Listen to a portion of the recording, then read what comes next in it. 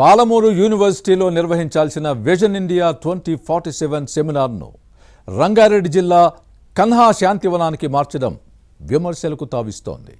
విద్యా సంస్థలో జరగాల్సిన కార్యక్రమాన్ని మరో జిల్లాకు, అలాగే ప్రైవేట్ సంస్థలో ఎలా నిర్వహిస్తారంటూ విద్యార్థి సంఘాలతో పాటు రాజకీయ పార్టీలు ఆగ్రహం వ్యక్తం చేస్తున్నాయి. పాలమూరు గడ్డపై జరగాల్సిన సదస్సును తరలించడం వెనుక ఉన్న అసలు రహస్యమేంటి? వైస్ ఛాన్సలర్ ఎందుకు అంత పట్టుదలగా ఉన్నారు? విద్యా సంస్థలోని లోపాలు బయటపడతాయనే ఉద్దేశంతోనే ఇలా చేస్తున్నారా? Was the story?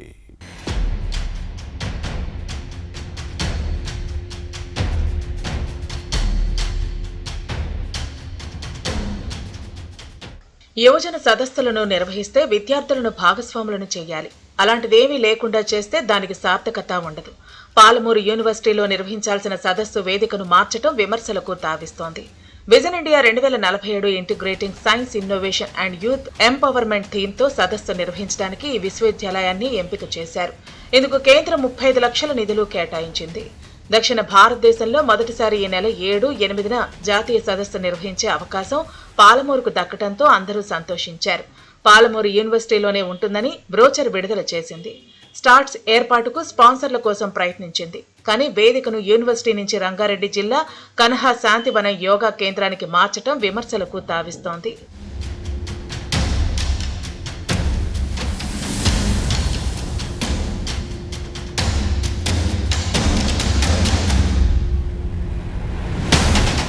అయితే దేశం నలుమూలల నుంచి వైస్ ఛాన్సలర్లు, శాస్త్రవేత్తలు వస్తారు. కానీ వారికి మహబూబ్ నగర్ లో బస కల్పించడం కష్టమన్న ఉద్దేశంతో వేదికను పాలమూరు యూనివర్సిటీ నుంచి కన్హా శాంతివనంకు మార్చామన్నది అధికారుల వివరణ.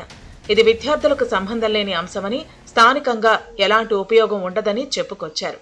సెమినార్ వేదిక ఏదైనా పాలమూరు విశ్వవిద్యాలయం పేరుతోనే నిర్వహిస్తామని ప్రకటించారు. మరోవైపు బీసీ నిర్ణయంపై విద్యార్థి సంఘాలు, రాజకీయ నాయకులు విస్మయం వ్యక్తం చేస్తున్నాయి. పాలమూరు యూనివర్సిటీలోనే సెమినార్ నిర్వహించాలని ఆందోళన కార్యక్రమాలు చేపట్టాయి. ప్రతిష్టాత్మకమైన జాతీయ సెమినార్లు నిర్వహిస్తే విద్యా సంస్థకు ప్రత్యేక గుర్తింపు రావడంతో పాటు విద్యార్థులకు ప్రయోజనకరంగా ఉంటుందనే అభిప్రాయం ఉంది.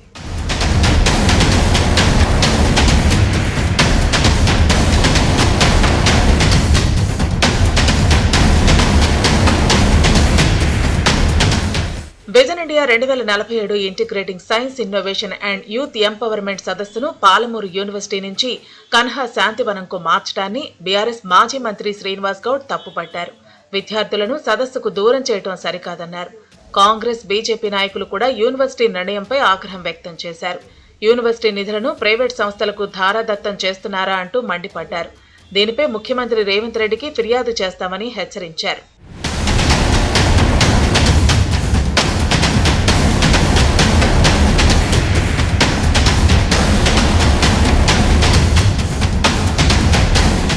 మరోవైపు యూనివర్సిటీ అభివృద్ధికి భారీగా నిధులు విడుదలయ్యాయి.